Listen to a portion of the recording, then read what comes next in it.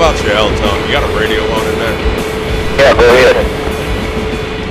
Well, that's one nice looking day cab you got there to do some work in. I do appreciate it, neighbor. Tell me about what you haul. Now we haul just about anything you can put in the tanker. We don't do any food grade, but we do a lot of hazmat, chemicals, fuel, diesel, biodiesel, just about anything you can fit in there. 10-4. Tell me about the truck. The 2010 389 Peterbilt. It's got a big Cummins in it with a 13-speed. It's got custom bumper, custom lights, custom deck plate, custom tail light bar, custom spinning rims on the back, and it's just a nice looking work truck.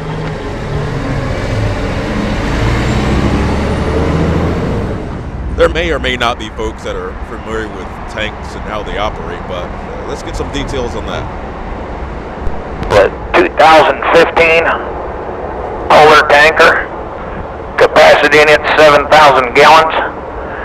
It's an insulated trailer, and it's a smoothbore trailer. It's got no baffles in it, so it's kind of like hauling around a 3/4 filled bathtub. That ain't no fun. There's got to be some skill involved to move anything around that doesn't have baffles in it. Explain the differences between a tank that has baffles in it and the purposes of the baffles versus a smoothbore tank, and the reason that you'd want to use a smoothbore tank. There's a few different kinds of tankers. There's smoothbore like this that doesn't have baffles in it. There's a baffle tanker which has got they put baffles on the inside. It keeps the motion down to a minimum. And then there's compartment trailers where you can load 3 or 4 or 5 different chemicals into one tanker, and it's separated by compartments. So you mentioned hauling a smoothbore tanker is kind of like carrying a 3/4 filled bathtub. In terms of physics, could you explain what's going on and how that affects your driving? Everything that we haul has different weights to it. Like this is a 7,000 gallon tank, and it's a smoothbore. You have a 7,000 gallon tank, customer only order 3,000 gallons or 4,000 gallons of pentane. That leaves a lot of room in there for motion. You come up on a stoplight, you got to hit the brakes, somebody cuts you off, you got to hit the brakes. That motion in that tanker, as it sloshes back and forth, it gains strength. You could be sitting at that red light and all of a sudden you'll feel the capacity of that load slam up into the front of that tanker and push that truck a little bit of a ways, because there's no way of stopping it. Now you got a 7,000 gallon tanker and you got 6,800 gallons in it. There's not so much more open space in there for that to move around in. Baffles keep it from doing that, but most of our tankers are smoothbore tankers or compartment tankers. Like I was telling you, the compartment tankers, you can load, biodiesel in the first compartment, regular diesel in the second compartment, gas in the third compartment. Depending on how many stops you got and how many, gallons that a customer wants, you can break it down and take care of 3 customers at one time.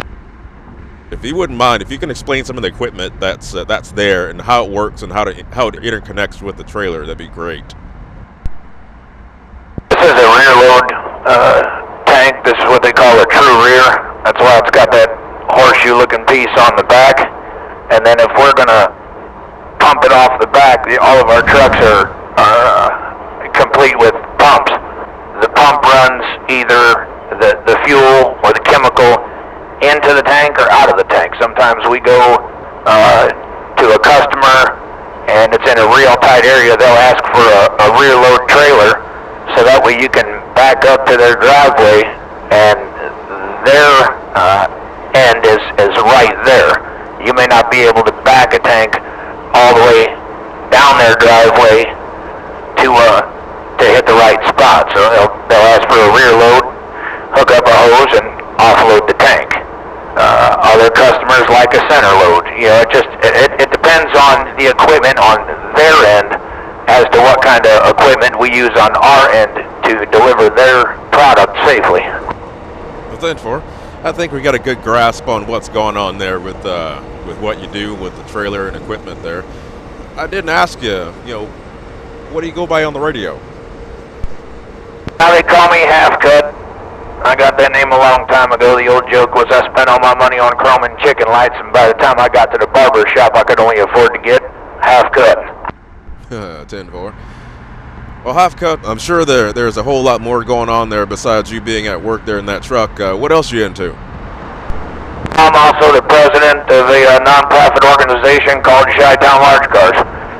It's a truck club made up of what I feel is the best of the best. We do a lot for Wounded Warrior Project, raise money for needy families, and this year's focus was children with cancer.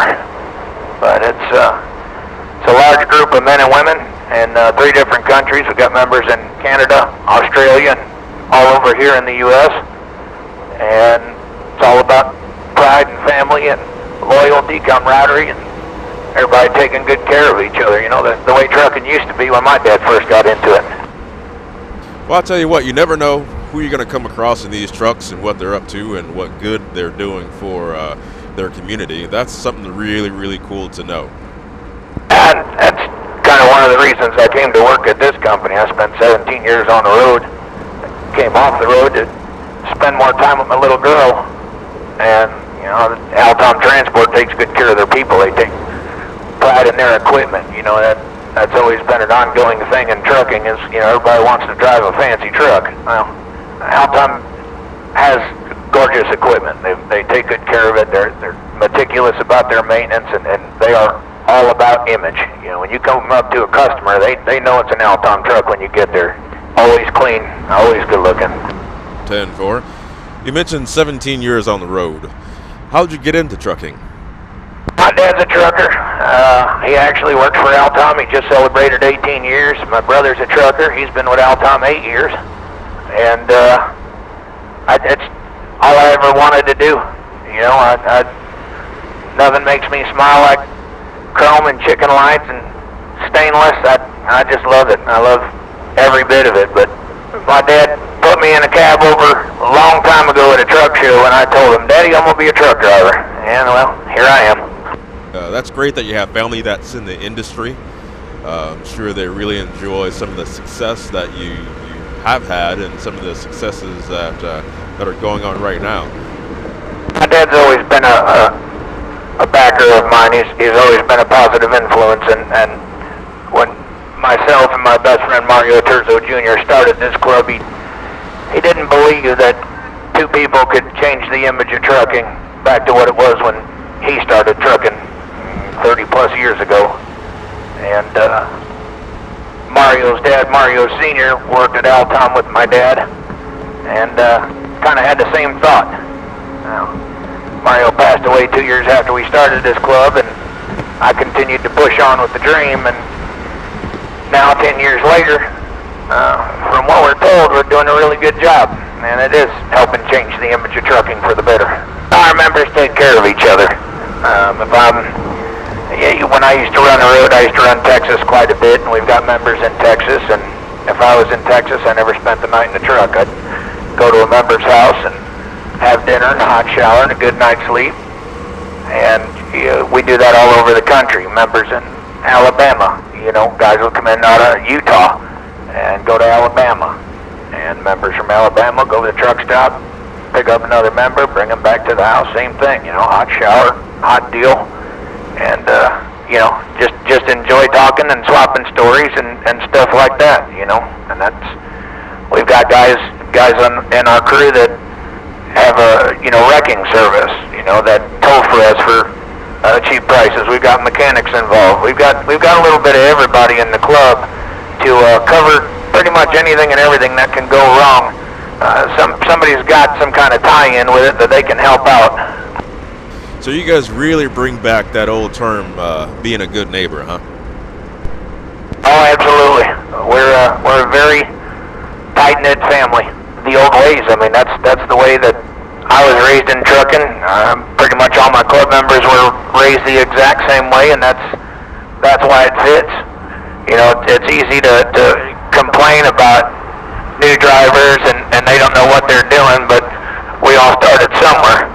So you can either gripe at them and give them that negative attitude because you're down on them all the time, or you can mold them the right way.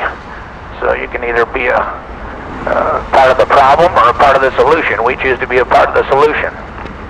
Well, it sounds like you guys certainly got their stuff together and a roadmap for what you want to do and what you want to accomplish. I have to take my hat off to you for that. I do appreciate it. So with the 18 years of trucking, were you always pulling a tank? No, I've pulled just about everything. Step deck, flatbed, oversized, van, reefer, cars, dump, tank. Well, with that experience and that number of years on the road, if you had the opportunity to talk to a motorist about highway safety and what they can do to keep themselves safe and what they can do to make your job easier on the road, what would you tell them? Just pay more attention. You don't realize the importance of a turn signal. You know, you spend 17, 18 years out on the road. You almost have to know what somebody else is doing before they know what they're doing. You know, people come across 3 lanes because they didn't realize their exit was coming up so fast. Makes more sense to use your turn signal and go up one more exit and turn around and come back. It may only be 5 minutes, but it could save your life and somebody else's. You know, staying out of drivers' blind spots. We have a few blind spots on the truck, you know, right side of the hood. You know, you got to look up and over to make sure nobody's there, hanging out back there by the drive tires. You know, don't ride next to a truck. I understand if you're stuck in traffic, but other than that, you know, just try to give us a room. You know, we're out here to do a job. We're out here trying to take care of all your needs as well as our needs. We're trying to take care of your families as well as our families, and we try to do it safely. We don't want to harm anybody or anything like that, but we try to keep a close eye out on what everybody else is doing. Well, that certainly was an earful, a good earful for a lot of people to hear. So with that being said, and all the other things that you shared, I really appreciate it. Hopefully the others that hear this and see this will appreciate it as well. I hope so. I do believe that knowledge is the most powerful thing in the world, and I hope people watch your videos and pay close attention, because there's no doubt about it. It can and will save somebody's life learning from these videos. Well, 10-4. Well, thanks for taking the time to talk to me. It's been great to learn what you do, and hopefully people will appreciate the tank drivers and what they do for America. It's nice to be able to tell people exactly what's going on. Keep her safe and keep that shiny side up. I'll see you another way. 10-4, happy trails.